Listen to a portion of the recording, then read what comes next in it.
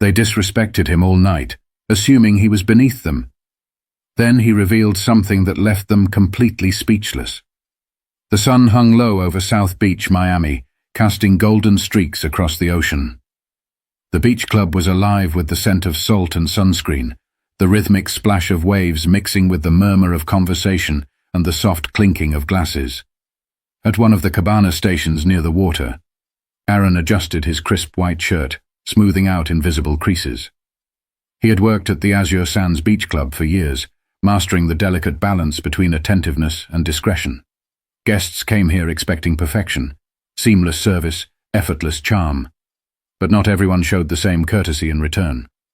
As he refilled a table's champagne flutes, the chime of a hostess's laugh cut through the air.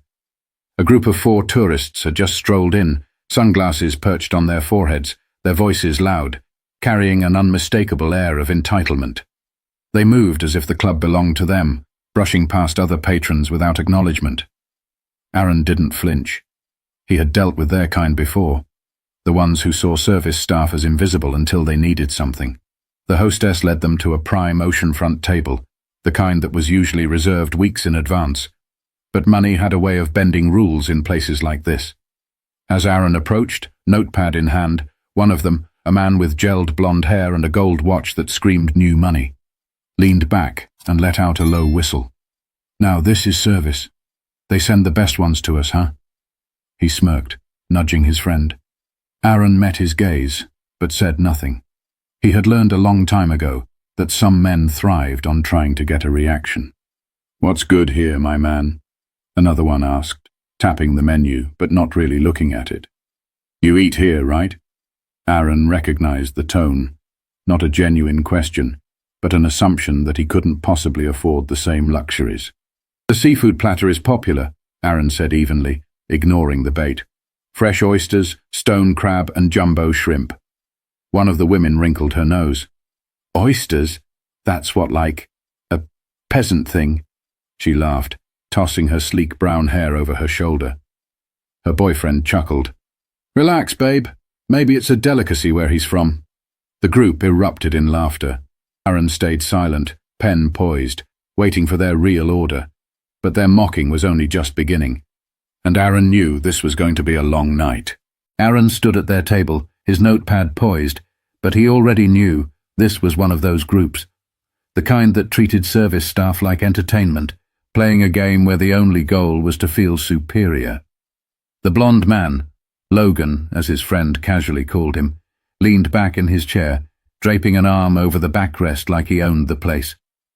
His oversized gold watch glinted under the setting sun. "All right, Aaron, sell me on something good." His voice carried the unmistakable tone of someone who loved to make people perform for him. "Give me your best sales pitch. What's the most premium drink you've got?" Aaron remained unfazed. "Our top-shelf options include a Louis XIII cognac, a Yamazaki 18-year whiskey, and a 1942 Don Julio. Smooth, aged, premium." Logan let out a low whistle. "Damn, pricey. You ever tasted any of that? Or they don't let you near the expensive stuff?" The others snickered. Aaron ignored the jab. "We have plenty of cocktails made with premium spirits if you're looking for something custom." The woman, Madison, judging by the way her friends said her name a little too often, like they were trying to impress her, tilted her head. "Oh my God, let's do something fun. Aaron, surprise us, but actually make it good." "Something strong," the other guy chimed in. "You know, something that hits like a truck but still makes us feel like we're sipping class." Aaron gave a small nod. "I'll bring out something special." As he turned, Logan's voice cut through the air again. Hey, Aaron." The mock concern in his voice was already grating. Aaron stopped but didn't turn around. "We're thirsty now. Make it fast." More chuckles. Aaron walked away, feeling their stares on his back, waiting for some kind of reaction. He didn't give them one. By the time he reached the bar, he could still hear them talking. Their voices weren't hushed. They wanted him to hear. "Damn, man. Did you see how serious he is?" Logan laughed. "Chill out, bro. You're serving drinks, not running a Fortune 500 company." Madison snorted. "I know, right?" He talks like he's giving a TED talk on cocktails. The third guy, Drew, who had been relatively quiet up until now, let out a low chuckle. You think he actually drinks this stuff? Or he just memorizes the menu? Logan smirked. Oh, please. Dude's probably never had a real drink in his life. I bet he goes home and drinks like Hennessy with Sprite or something. Laughter erupted from the table. Aaron, standing at the bar, remained composed. The bartender raised an eyebrow, hearing the conversation too. You want me to handle this one? He asked quietly. Aaron shook his head. I got it. He carefully selected the spirits, crafting a set of custom cocktails with the precision of a master. If they wanted to test him, fine, he'd give them something that would shut them up real quick. But as he placed the drinks on the tray, he already knew they weren't done yet. And sooner or later, they were going to take things too far. Aaron returned to the table, setting the drinks down with the same practiced ease he had perfected over the years. Glasses glistened under the golden hour light. Elegant, balanced, expertly crafted. He had chosen flavors that were both complex and refined, something only a true connoisseur would appreciate. But the moment Logan took a sip, his smirk widened. And that was never a good sign. Oh man, Logan coughed dramatically, setting the glass down with exaggerated disgust. What is this? Some kind of science experiment? Madison took a sip of hers and gasped mockingly. Whoa! Did you just put random expensive stuff together and hope for the best? Drew swirled his drink and sniffed it, playing along. It's got that artisanal, handcrafted, I tried too hard kind of taste. The group burst into laughter, their voices carrying across the beach club. A few nearby guests turned their heads, but no one spoke up. The unwritten rule of places like this was simple. If you had money, you could act however you wanted. Aaron didn't flinch. He had seen this routine before: mock the service, make it a joke, turn the person into a spectacle. Logan picked up his drink again, holding it up like a professor dissecting a failed experiment. Come on, Aaron. Be honest, man. You really drink stuff like this? I do, Aaron answered smoothly, his tone giving away nothing. Really? Logan leaned in, grinning. Or is this like a script they make you memorize? 'Cause I mean... He let the words hang in the air, looking Aaron up and down. Aaron knew exactly what he was implying. He had been in this industry long enough to recognize the unspoken assumptions, that a black man in a luxury setting must not belong, that he couldn't possibly have a refined palate, that this world wasn't supposed to be his. Madison leaned toward Logan, whispering something that made him laugh. Then she turned to Aaron with a fake pout. Don't be mad, Aaron, she said, dragging out his name like it was a joke in itself. We're just having fun. Drew nodded, grinning. Yeah, man. No need to get all serious. You should lighten up. Aaron tilted his head slightly, scanning their faces. They weren't just laughing at the drinks anymore. They were laughing at him, and they wanted him to react. He had seen it before. People like this got a thrill out of breaking someone's composure, out of testing how much they could get away with. So Aaron did something they weren't expecting. He smiled. You're right, he said smoothly. I should lighten up. Let's have some fun. For a moment they looked surprised, but then Logan grinned. Now we're talking. But they had no idea. The fun was about to be on Aaron's terms. Logan leaned back, flashing that smug grin, convinced he had Aaron right where he wanted him. The rest of the group relaxed, expecting this to turn into another round of light-hearted humiliation at Aaron's expense. But Aaron had something else in mind. He picked up Logan's drink, examining it under the glow of the setting sun. You know, Logan, he said, rolling the glass between his fingers, I think I might have made a mistake with your order. Logan raised an eyebrow. Oh, yeah? Aaron nodded, his voice smooth, casual. Yeah. See, this drink, this right here, it's not for everyone. A flicker of confusion crossed Logan's face. Not for everyone. Aaron smiled. It's an acquired taste. The kind of thing you appreciate when you've developed a certain refinement. He set the drink back down in front of Logan. It's not about money. You can buy $1,000 bottle, but that doesn't mean you know what to do with it.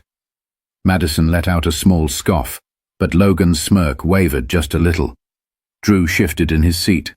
Aaron turned his attention to Madison. You ever had a wine pairing that actually made sense? One where the sommelier took time to explain why this specific vintage complements the dish? Madison blinked. Well, yeah, obviously. Aaron nodded. And did you appreciate it, or did you just pretend to? Madison opened her mouth, but no words came out. Aaron chuckled softly, shaking his head. It's funny. People love to flaunt wealth, throw out big names. Louis XIII, Yamazaki 18, Dom Perignon. But ask them what makes it special. Silence. He leaned in slightly, lowering his voice just enough that the weight of his words settled between them. Luxury isn't about what you can buy. It's about what you understand. Logan's jaw tightened. Aaron straightened, adjusting his cuffs, and smiled. So if you don't like the drink, that's fine. Maybe it's just not meant for you. The silence at the table stretched for a moment too long. Madison shifted in her seat. Drew looked away. Even Logan, who had spent the entire night treating Aaron like a joke, suddenly found himself on the other side of the table. But Aaron wasn't done. He picked up the untouched glass of water on the table and set it gently in front of Logan. Here. Maybe start with this. A beat. Then, soft laughter from a nearby table. Someone had overheard. The realization flickered across Logan's face, a flush creeping up his neck. For the first time that evening, he was the punchline, and he didn't like it. Logan clenched his jaw, his fingers tightening around the glass. The air around the table had shifted. The easy laughter, the smug expressions, all of it was gone. Madison tapped her nails against the table, her eyes darting between Aaron and Logan, as if waiting for someone to say something to reset the power dynamic. Drew, who had been quieter than the others, exhaled sharply and let out a forced chuckle. All right, man. You got jokes. I respect that. Aaron smiled, but there was nothing forced about it. No jokes. Just the truth. Logan leaned forward, lowering his voice. You think you're better than us or something? Aaron stayed perfectly still. I think you assumed I wasn't. Silence. A waiter passed by, setting down a new plate at a nearby table. The ocean waves continued their steady rhythm, completely indifferent to the tension at the table. Madison, looking for an out, exhaled dramatically. Ugh, whatever. Can we just get the check? Aaron nodded. Of course. He stepped away, but instead of going straight to the bar, he took a slight detour. As he walked past another guest, a well-dressed older man in his 60s, he stopped for a brief conversation. The man greeted Aaron like an old friend, giving him a firm handshake before nodding toward the table. Aaron returned a few minutes later, placing the bill down between Logan and Drew. Logan picked it up with an exaggerated scoff. Sheesh. Glad my card has no limit. But as he skimmed the receipt, his expression froze. Madison leaned over his shoulder. What? What is it? Logan's lips pressed into a tight line. He didn't answer, but his face was a mix of confusion and something else. Something almost like regret. Drew grabbed the receipt from his hands and read it aloud. All drinks comped, with appreciation from the owner. Madison frowned. Wait. What? Who's the owner? Aaron took a step back, allowing them a clear view of the older man at the VIP section, the one he had just spoken to. You just met him. Aaron's voice was calm, but the weight behind his words landed with perfect precision. That's my father. Logan's smirk evaporated. Madison's jaw slackened. Even Drew, who had tried to stay neutral, looked genuinely stunned. Aaron continued, his tone light, but his words deliberate. He started this place 25 years ago. He was a bartender before that, learned the craft, built something from nothing, and I've spent my whole life here. He gave Logan a polite nod. So yeah, I know a thing or two about taste. Madison swallowed. You mean, you're... Aaron smiled. I run the club with him. I just like working the floor sometimes. Keeps me grounded. Logan shifted uncomfortably. He looked like he wanted to say something, but the words weren't coming. Aaron tilted his head slightly. Still think I don't belong here? Logan's lips parted, but nothing came out. And that silence. That was worth more than any tip he could leave. The tables had turned. And this time, they had no witty comeback. For the first time all evening, Logan looked uncomfortable. Not angry, not smug, just thrown off balance. His bravado had been chipped away, and now he was staring at Aaron not as a joke, not as a target, but as a person he had completely misjudged. Drew, shifting in his seat, was the first to break the silence. He let out a half laugh, half exhale, shaking his head. Damn, that's crazy. Madison, still reeling, looked between Aaron and the VIP section where his father sat. Wait, so you're like... rich? Aaron gave a small shrug. My family did well. But money doesn't mean much if you don't respect the people who make places like this run.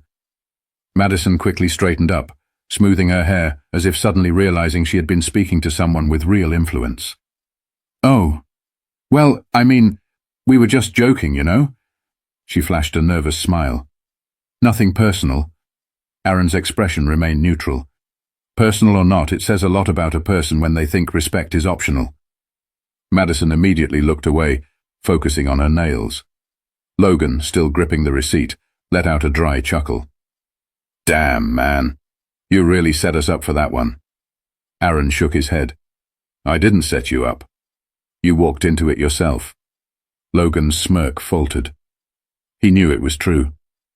Drew finally sighed, rubbing his temples. All right, well, that was humbling. Aaron slid the check presenter back toward them. We comped the drinks, but the tip's on you. His tone was light, but there was an edge to it. An unspoken test. Would they walk away still acting superior, or would they leave having learned something? Logan glanced at his friends, then pulled out his wallet. For the first time that night, he didn't make a show of it. No flashy gestures, no smug commentary, just a quiet acceptance. He slipped a stack of crisp bills inside and closed the booklet. Aaron picked it up, nodded, and walked away without another word. As he reached the bar, the bartender leaned over. They finally shut up. Aaron smirked. They learned to listen. The bartender chuckled, shaking his head. I'll drink to that. Meanwhile, at their table, Logan sat in silence, staring at the ocean. The group, once full of laughter, was now subdued. Because for the first time they weren't the ones telling the story. They were the ones who got taught the lesson. As the sun dipped below the horizon, painting the sky in deep oranges and purples, Aaron stepped away from the floor, watching the last of the light dance on the waves. The evening rush was settling, and the tourists, the ones who had come in loud, arrogant, untouchable, were now subdued, their energy completely shifted.